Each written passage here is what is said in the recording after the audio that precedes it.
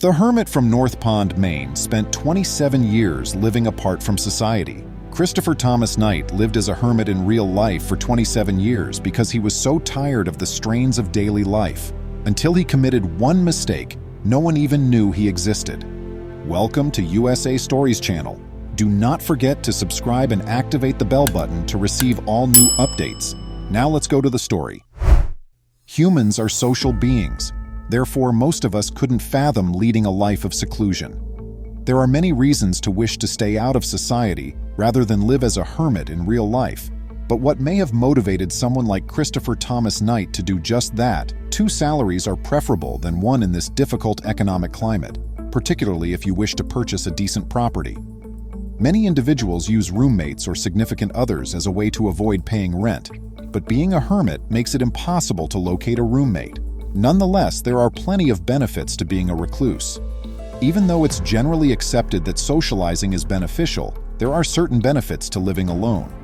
Being a hermit would spare you from dealing with traffic, social media, the obnoxious alarm clock, and noisy next-door neighbors. You follow your own set of rules and get up when you feel like it. But is this the real reason Knight desired to go and spend almost 30 years wandering in the woods? You would just have to worry about yourself if you were a recluse. This implies that you may perhaps concentrate on cultivating your own food or work on a project that has been on your mind for a very long time. You might even live comfortably in the woods, with solitude and quiet being your main worries, provided you arranged it well. Does Knight have something to tell us? Or was he just a social nut who became famous due to mental illness? Born in Albion, Maine in 1965, Christopher Thomas Knight had a very ordinary life but struggled to relate to others. He had a lot of promise and was quite brilliant despite his social flaws. Then, in 1986, everything was altered. Knight departed from his Massachusetts way of life. He had such an intense yearning to go away that he never disclosed his whereabouts to his family or co-workers. However, he was equally lost as they were. Knight was without a map or compass to guide him. In short, he had no idea where he was heading. "I traveled until almost running out of fuel," he said to reporter Michael Finkel.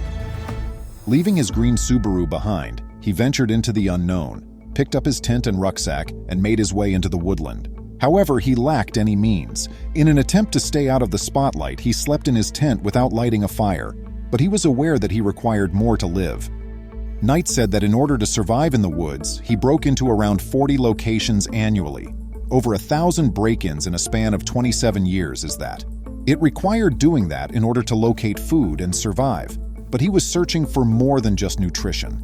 Knight would only break into an unoccupied residence. He also took cookware, clothing, undergarments, and propane tanks.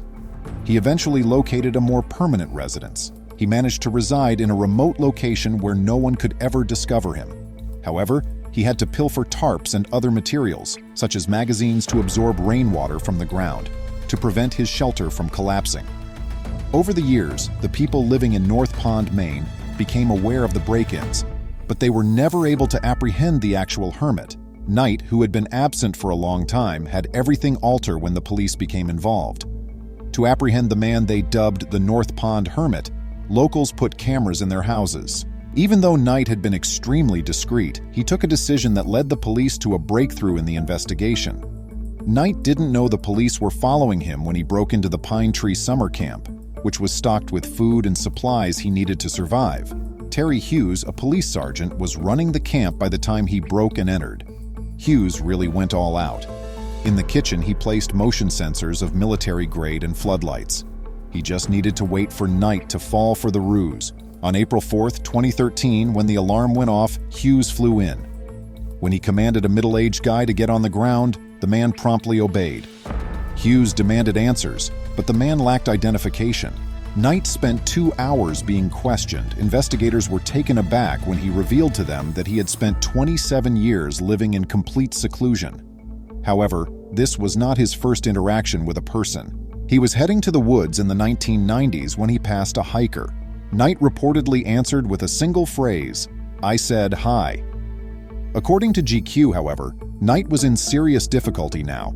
Knight admitted guilt on October 28th to 13 counts of theft and break-in, But strangely, he was only sentenced to 7 months in prison for time already spent in addition to a suspended term. But he wasn't out of the woods yet. In addition to serving 3 years on probation, Knight was required to appear in court each Monday and give the $1,500 he had stolen from the victims. He was also mandated to take part in a program for people with mental health issues by the judge. Knight made an effort to get in touch with his family even though he had no idea if they were still alive. Luckily, his brother was there to give him a job when he was let out of jail. When American writer Michael Finkel spoke with Knight when he was incarcerated, he learned some amazing details about the 30-year journey Knight had taken in the woods. Finkel was the only journalist to correspond with Knight throughout his incarceration, despite over 500 attempts by other journalists to interview him. He then wrote a book titled The Stranger in the Woods, using all of the information Knight had given him. Many believed that Knight could not have possibly lasted for so long without falling gravely ill or visiting a physician. But Finkel thinks that Knight's hermit lifestyle, which kept him isolated from other people, helped him avoid contracting infections. Finkel writes about one of Knight's strategies in his book to avoid freezing to death in the bitter cold. When the snow melted and turned into water, he would wake up in the middle of the night and stroll about his encampment. So how did he stay under the radar for all this time, keeping hikers and locals from figuring out who was living in the woods? Knight was meticulous in keeping his traces hidden. To avoid leaving even a trace, he only ever stepped on stones and avoided going on the snow. Finkel also told the Morning Sentinel, "It's difficult to accept every word of Knight's narrative, but it's real. Whether Knight has read the book or agrees with anything that has been said about him is still unknown." Nevertheless, Finkel made sure to forward a copy of it to Knight, and he received the anticipated reply. "I expected nothing, and that's what he responded with," he told the Morning Sentinel. "I firmly believe that he will value the book," Finkel stated to the Morning Sentinel. However, he replied that he had given more than $2,000 to the Pine Tree Camp, Knight's previous target of a break-in. When questioned whether he intended to split the proceeds with Knight, Knight talks about his thoughts when he was utterly surrounded by emptiness in an interview with GQ. "My perception did grow while I was alone, but here's the tough part. I lost my identity when I applied my enhanced perception to myself. I was just there with no one to play for and no audience. I didn't need to define who I was. I lost any relevance. The seasons represented the hour hand and the moon the minute hand. Not even a name identified me. I never experienced loneliness. I was totally free to put it in a romantic sense." Please remember to subscribe to our channel, give us a thumbs up, and turn on the notification bell so you won't miss any of our videos. If you enjoyed the tale, the next video that plays on your screen will probably move you too.